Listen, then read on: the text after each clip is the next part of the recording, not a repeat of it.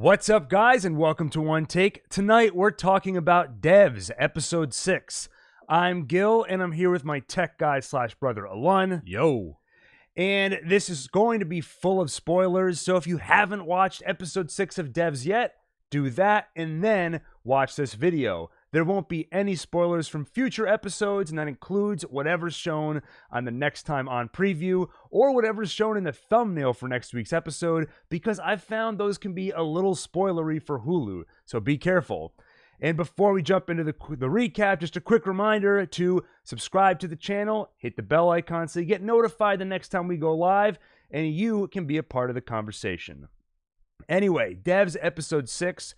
At a high level, before we jump into the detail, just want to say it was great to see Lily back on her feet, back in action. That's something I've been waiting for the last couple of episodes. Also, I think this episode underscores how great streaming can be for television, because I think creators like Alex Garland get a lot more creative freedom here than they would on traditional networks. We have this show which has shifted tones so many times in the last 6 episodes. Coming out of episode 1, I would have said it's a sci-fi thriller. Now, as we get into the last 3 episodes, this episode slowed things down, gave us a very dialogue-heavy episode where it was less thriller and more of a contemplative sci-fi drama. Now, there was still intrigue, there were still moments where the plot progressed, and potentially the stakes got much higher than they were before, depending on how you interpret some of what we saw here. But just wanted to shout this episode out as being very interesting from a tonal standpoint. And again, I love the fact that Garland wrote, directed every episode we saw here, and I think the creativity shines through in the way this episode pumped the brakes and took a deep dive into these characters. Anyway, let's get into the recap. The episode opens up with a flashback to Forrest with his daughter, and over the flashback, we hear Guinevere, a song by Crosby, Stills, and Nash, which to me, the first thing it communicated was nostalgia, which is appropriate for the fact that we're seeing Forrest in this time in his life where, as hard as it is to imagine when we see him now, a time in his life when he was happy. I also looked up an interview with David Crosby about this song, and the way he described it was, this is a very unusual song. It's in a very strange tuning with strange time signatures. And I'm not a very musical person, but when I hear this song, it did give me a sort of odd vibe that felt appropriate for the show, and I think it was very purposefully chosen, partially for that reason.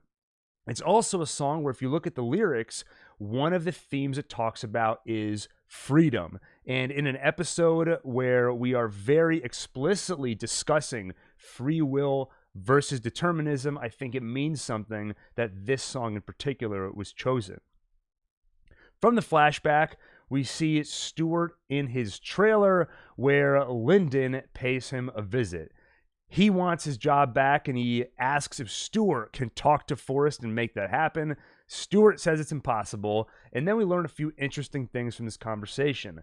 Lyndon says Forrest is not a genius, he's an entrepreneur, and he's crazy, not the kind of person who should have the sort of power that you get with DEVS.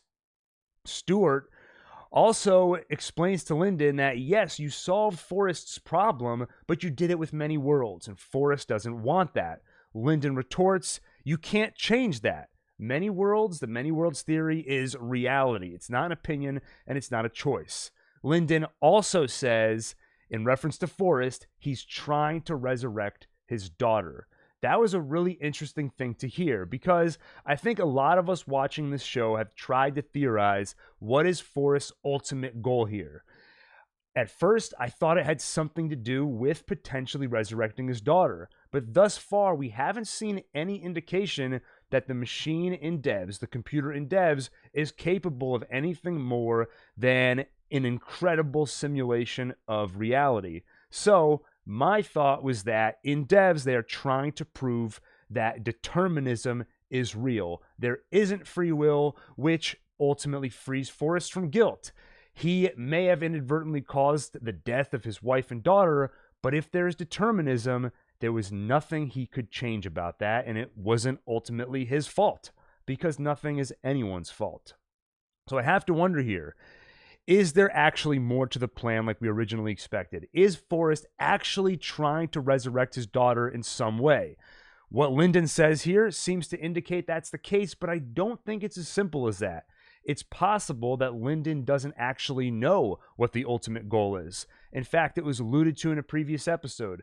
Forrest and Katie were discussing, do you think the other devs know what we're actually up to here? So when Lyndon says that Forrest is trying to resurrect his own daughter, he could simply be theorizing that the same way we as viewers were theorizing that. So I don't think it's a done deal that truly that's what Forrest is trying to accomplish. I also just want to say I'm very worried for Lyndon. We know that Forrest is ruthless. We know that he has a machine that can show you anyone, anywhere, at any time. So if any part of him gets an inkling that maybe Lyndon's a little bit of a risk here, maybe he's not really going to leave town and walk away from devs, all Forrest has to do, as far as we know, is take a glimpse into that machine, and then he finds out what Lyndon is up to. Now, at first, I wanted to say, Lyndon, how could you do this? How can you not understand the gravity of the situation? But then you have to remember, Lyndon is very young. I think they say he's 19 here. And also, this project is a sort of thing that consumes your life. You're dealing with the nature of reality, a huge idea, and then you're supposed to walk away and become a normal computer programmer, start a company. No matter what you do, nothing will ever amount to what you were working on before. Not only that, but Lyndon's now a rich person. So it's going to be hard to have some kind of ambition to, let me go start a company, let me be an entrepreneur. Why? I've already got all this money. My life's work is trapped in that building. So I think what we're seeing here is a combination of just how obsessive you would get if you were involved in this sort of project, combined with, yes, Lyndon is a very young person who maybe the problem-solving part of his brain and the maturity is not all there yet. That's all we see of Stuart and Lyndon in this episode. Then we revisit Lily, who was recently broken out of a hospital by Jamie. She wakes up confused in a motel room. Jamie explains where she is, and they talk about what to do now. Jamie suggests going to the media, and Lily rightly points out that what is it going to look like if a psychotic person says they have a conspiracy involving murder? It's not going to go over too well. So they decide they're going to go pay Forrest a visit. And by the way, Species 1571 in the chat says, yo, yo, ma. Species 1571, yo, yo, right back at you. Feel free to chime in if you have any questions or comments. Now, going back to Forrest feels like a crazy idea. From Lily's standpoint, the guy's a murderous psychopath in some regard, but the plan actually kind of made sense to me because there's a lot of good points here. You can't really run. The cops are after you. You can't go to the media. So what are you supposed to do? Lily knows that she's not really viewed as a threat anymore. Her credibility has been completely destroyed. She doesn't have any evidence that will be strong enough to protect her if they do end up in some kind of a court battle or if the authorities get involved. So I think she feels like she can go talk to Forrest and maybe reason with him or at least get some answers. Lily and Jamie take a drive to Forrest's house, and I have to say the cinematography in this episode was great. Every time they gave an overhead shot of the city, it looked awesome, and there were a couple of other moments later in the episode that I'll shout out when we get there. Jamie and Lily arrive at Forrest's house, and we learn that Forrest and Katie apparently have a relationship that extends beyond just work, though Katie wouldn't describe herself as his girlfriend, as we'll soon see. And that made sense to me that they would be in a relationship. To me, Katie seems like a very pragmatic person who wouldn't have any hangups about the fact that this is her manager. He's clearly somebody that she looks up to and respects. So it was a surprise to me, but it didn't strike me as unrealistic that the two of them would be in a relationship together. Jamie and Lily walk into Forrest's house. They're surprised when Katie sort of sneaks up on them. And Forrest recommends that we leave Lily with Katie for the two of them to talk.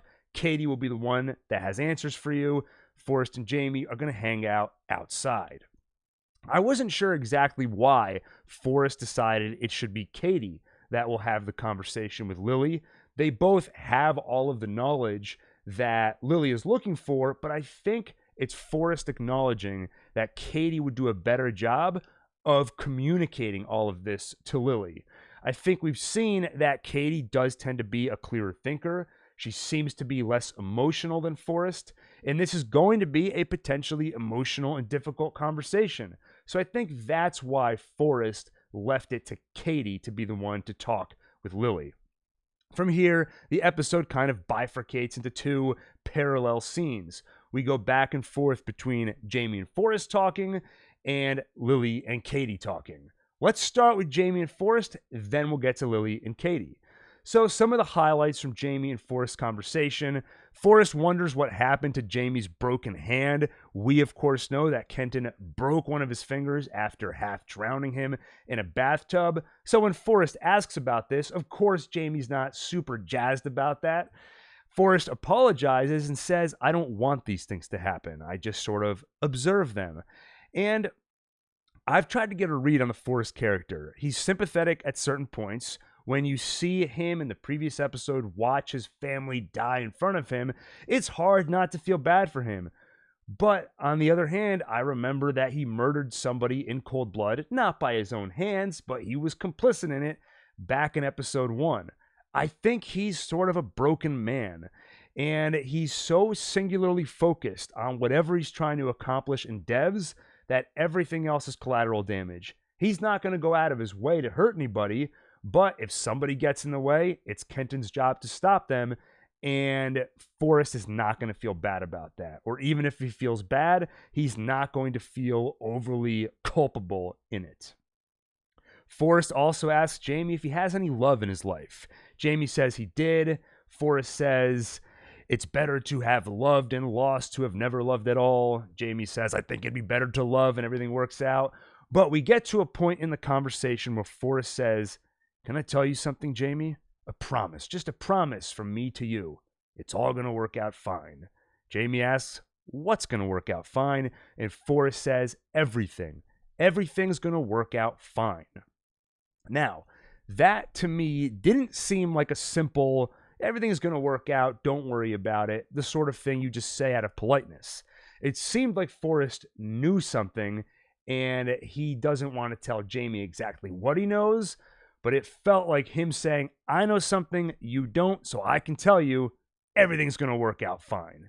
Now, we'll put a pin in that and come back to it because I think it relates to something we hear later in the episode. So let's jump over to Lily and Katie, who were talking while Jamie and Forrest were talking. First, they talk a little bit about Sergei. Katie answers some of Lily's questions, but rightly points out that Lily pretty much knows all of it already. She knows the basics. Sergei was a spy. We killed him. Maybe she didn't know specifically Kenton was the one to do it, but she basically knew what happened. Katie tells Lily to ask her about what she really doesn't know about, and that's DEVS. So Katie explains to Lily what goes on in DEVS. She does it in a question and answer sort of a way. She starts asking Lily for examples of things that don't have a cause, and ultimately makes the point that everything has a cause. Lily throws out the example of a coin flip, and Katie explains that has a cause too. It's complicated, but there's the weight of the coin, the air pressure, the temperature of the room, etc. You can explain why a coin lands the way that it does. And ultimately, she gives the example of the pen. Why does the pen move forward when I push it? Well, if you could perfectly simulate this pen on an atomic, subatomic, quantum level, you can project the past, present, and future of this pen. DEVS does that for everything, as we already know. And then Katie says something mildly terrifying. I think this is where it's going to get hard for you. And Lily asks about looking into the future. Katie says we can look into the future. We have looked into the future, but we typically don't because it's problematic. As the conversation goes on, Lily tries to bring it back to Katie. You said that this is going to be hard for me specifically. Why did you say that? And that's where I felt the intensity of this scene ramp up. DEVS has a sort of signature score that was used pretty heavily in the first episode, and it's been used sort of sparingly throughout the last few episodes. It's this sort of almost religious sounding music. We heard it very loudly over the scene an episode or two ago where you see the experiment with the dead rat on the table and you hear that loud choir. That music, or music in that same ilk, starts to kick in again in this scene, and it started to turn my stomach. Something about the way the scene was shot, where it's these close-ups of Katie's face, Lily's face, the way that music starts to ramp up, and just the overall tone of the conversation turned my stomach. And I assumed this was where Katie was going to reveal to Lily, we looked into the future and we saw that you're going to die. But that's not what she says. She tells us something else that we didn't know anything about that potentially ramps up the stakes more than we've had them at so far this series. Katie explains that after a fixed point in the future, we can no longer see into the future. All we see is something blurry. The future is impenetrable past a certain point. That point has never moved, which means we're approaching it.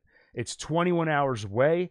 At 1 a.m. tomorrow night, some unknown event will occur that triggers a breakdown in cause and effect. A breakdown, as Katie says, in the literal laws of the universe. And Lily, we think it involves you. Katie explains, why do we think that? Because we know that you're going to be in DEVS when this happens. Lily starts to get frustrated. She says, how do you know I'm going to be in DEVS? I could decide to go to Mexico right now. Katie explains, it's predetermined. You are going to DEVS. Lily says, it's just a machine making a prediction. I know what's going on here. You're delusional. This is all bullcrap.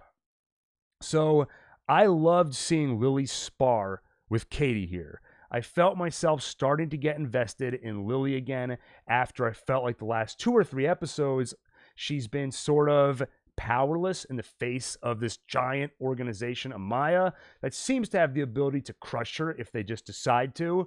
So it's nice to see her have some agency here, look her quote-unquote enemies in the face, and argue with them. And Species 1571 in the chat says, why do you think Jamie hid the truth about his broken finger from Lily? I think that comes down to just machismo, basically. It's pretty clear from the last few episodes that Jamie still likes Lily. I think if it were up to him, he would have her back, and potentially he gets his wish at the end of the episode, so he doesn't want her to worry about him. She's clearly a very strong, intelligent, mature person, so she could handle it, but Jamie doesn't want to worry her, so he says, I hurt myself trying to get you out. I think that's really what it comes down to. Also, coming back to Lily versus Katie, Lily's reaction, not accepting any of this, telling Katie that she's full of crap, I think that's the right reaction. I also think she might not be entirely wrong. It's sort of modeling 101. If you're trying to build a model that can predict the future, if you tell me the model works because you can show me it perfectly predicts past events, that doesn't really tell you it's going to be accurate in predicting the future. Anybody can create a model that fits past events. Now, of course, what we're seeing in this show, the DEVS simulation, is at a way bigger, insanely, infinitely larger scale than anything we've seen in the real world, but still, I think that basic principle applies. If this device cannot consistently predict the future, then it doesn't necessarily mean things are predetermined. Now, Katie does say they've been able to predict the future, at least into the next few months. So what does it mean that everything goes blurry after a certain point? So my thought is perhaps the actual creation of this device has somehow disrupted reality itself. Somehow this device existing will, as Katie said, alter the nature of reality or break something so it's no longer capable of predicting the future. It's hard to speculate much beyond that because they haven't given us a whole lot of information, and this is the first time we've heard of this thing that they're facing in DEVS, my first thought was maybe it means the universe is ending at some point in the next 20 hours. Creating this device somehow messes with reality. Perhaps it causes reality to break down. If not all of reality, then maybe this one reality within the multiverse, within the many worlds. But whatever it is, in this scene, I thought Katie seemed a little bit upset or disturbed by it. So in the last couple of episodes, when we've been reviewing this show on YouTube, in the comments, there's been a little bit of a debate over what does Katie believe in. Does she believe in determinism?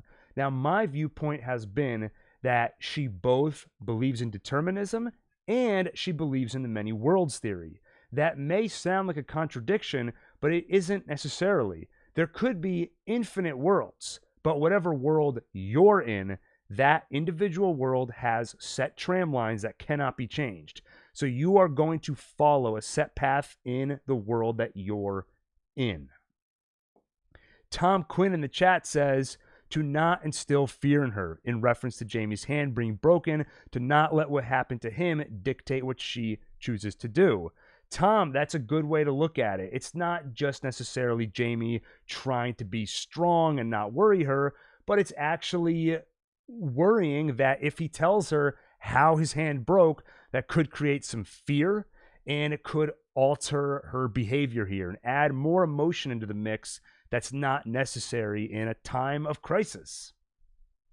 Anyway, when Katie is discussing cause and effect, and she talks about how we have this fixed point in time where everything gets blurry, she talks about how cause and effect seem to break down. And to me, that was the one point in the conversation where I saw the slightest hint of emotion. And to me, it looked like worry. It looked like a little bit of fear. So I don't think she's looking forward to whatever's about to happen. And I think she's very uncomfortable with the idea of cause and effect, with the idea of determinism being questioned. After this conversation, Lily tells Katie she's full of crap, gets up, leaves the house, tells Jamie it's time to go. Jamie gently places the frisbee on the ground, and the two of them walk away. But we find out that Kenton has been watching them the whole time from a car down the road. And he says to himself, so they're all buddies now. Should have freaking guessed. So my tech guy brother and I both kind of hated this moment. It just felt super cheesy. And I don't mind the idea that Kenton feels like he's now not only against Lily, but he's also against Forrest and Katie. That was already foreshadowed last episode when he tells Forrest and Katie, I am going to act in my own self-interest. So the information needs to come out to Kenton that Lily's on the loose. Kenton's not going to be happy about that. And even if Forrest didn't want him to, Kenton basically told us he's going to go after Lily and try to stop her. So I don't mind that he finds out about them and he's been following them. But the idea of him talking to himself and saying this menacing line before we cut to commercial or cut to the next shot just came off as a little cheesy to me. I also think that, we're all wondering, Lily says, I don't have to go back to DEVS. And so now we're about to get a real life version of the crossed arms experiment. The experiment that Forrest and Katie talked about a couple of episodes ago. Katie, what if you see that a minute in the future you're going to cross your arms, but you decide not to, thereby breaking cause and effect? What would happen? So now we have a real life version of that. Lily's been told you're going to go to DEVS in 21 hours, and she doesn't want to. So what's going to happen? Kenton's the unknown variable here. So I have a feeling that somehow he is going to be involved in forcing Lily to go to DEVS. Why exactly is unclear to me. Maybe it's part of how do I quiet her, but we'll find out in the next episode or two. Then when Lily and Jamie leave, we get another very cool shot of the city, and then another great shot from the car in the tunnel. And it's shot in a way where it's through the glass, through the window of the car. So you see Lily and Jamie's faces with the reflection of the tunnel and all the different lights moving over their faces. And to me, that underscored the feeling of them as passengers. All of these things are happening, things that potentially involve the nature and the fate of reality itself. And these two people, Lily and Jamie, are caught in the middle of it. And just seeing their faces still with all this stuff moving past them underscored that feeling. And that turning of the stomach I felt earlier in the episode comes back in this moment. Tom Quinn in the chat says, I think the inclusion of Kenton means he will be the catalyst for Lily going to DEVS. And like I said before, totally agree with that. Forrest and Katie are at the house after Lily and Jamie left. And they have a conversation where both of them seem to be fans of Jamie and Lily. Katie's especially a fan of Lily. She can recognize that Lily's this very smart and strong person. She has a strange quality. She's more afraid of not doing something than doing something. There's a lot of truth in her. She sees what's there. And this is not the first time it's been hinted to us that Lily is even more capable than we've realized.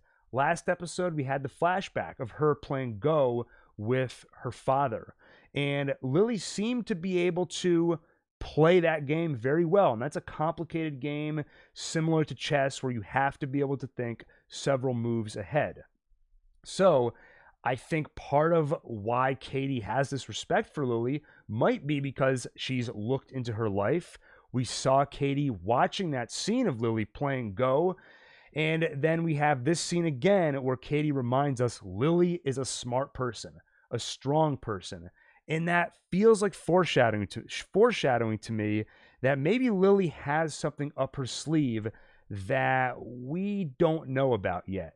I could almost see a twist of some sort where at certain points where it feels like Lily's just along for the ride, maybe she's thinking a few moves ahead, and some of these things were actually part of her plan. Tom Quinn again says, I don't know why, but during this scene, I just kept on thinking about gods evaluating their Adam and Eve creation. I kind of know what you mean. I mentioned earlier that the score they were using in this episode and in previous episodes has a religious quality to it. I also don't think it's a mistake that we've had several allusions to Christ on a cross. So they're very much creating the vibe that we're dealing with big ideas here, universal ideas.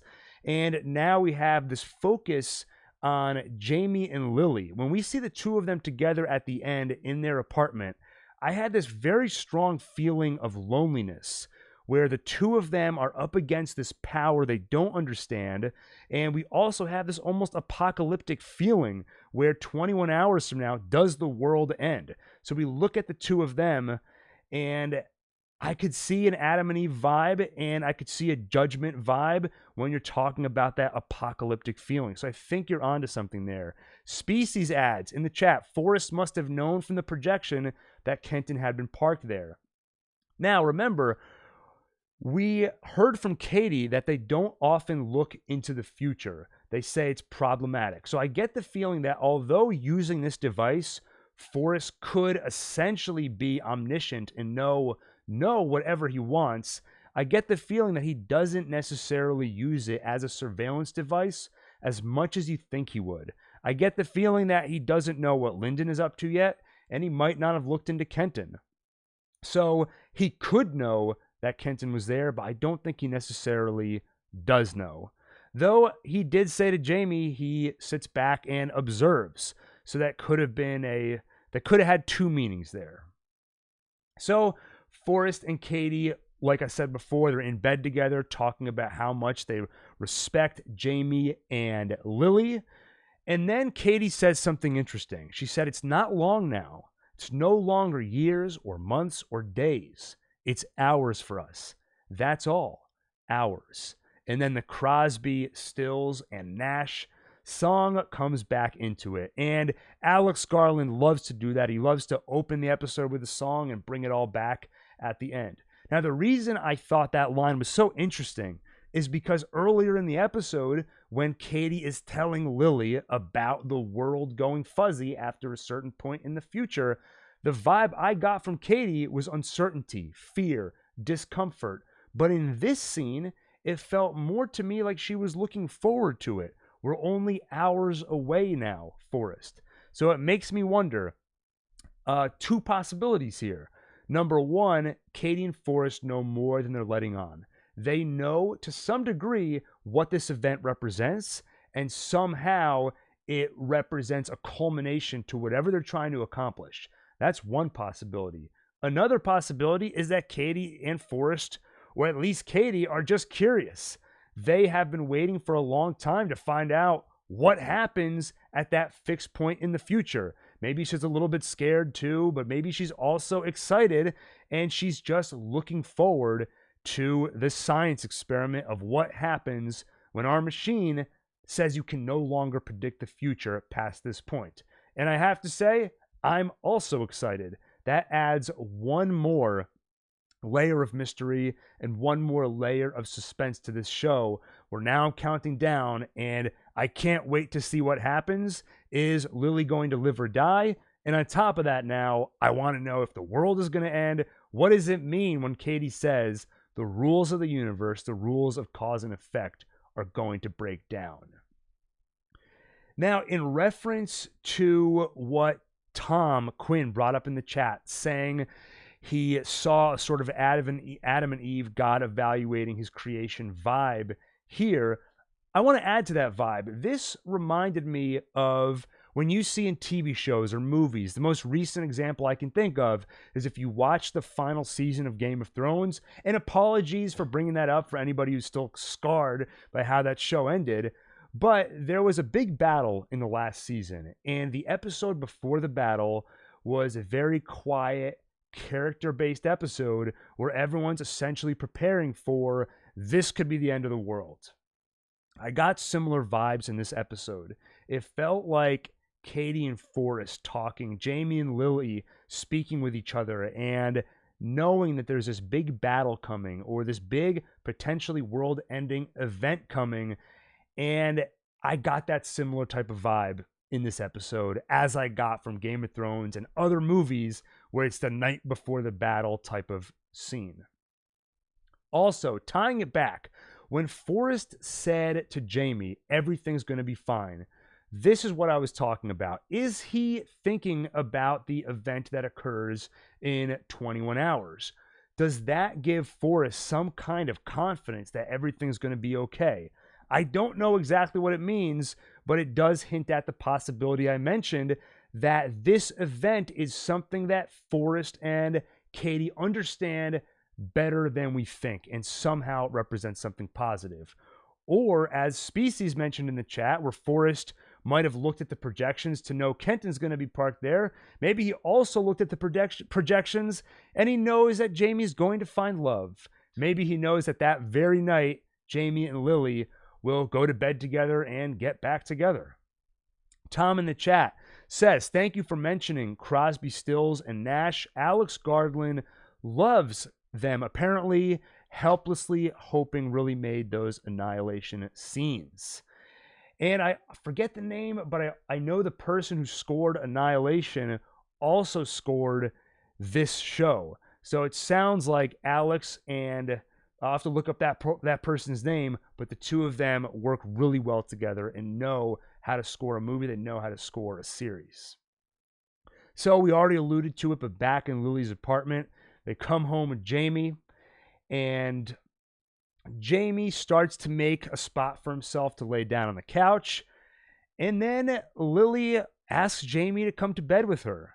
She insists. She says, I didn't know him, in reference to Sergei. I thought I did, but really I didn't. All this, everything that happened meant nothing since then.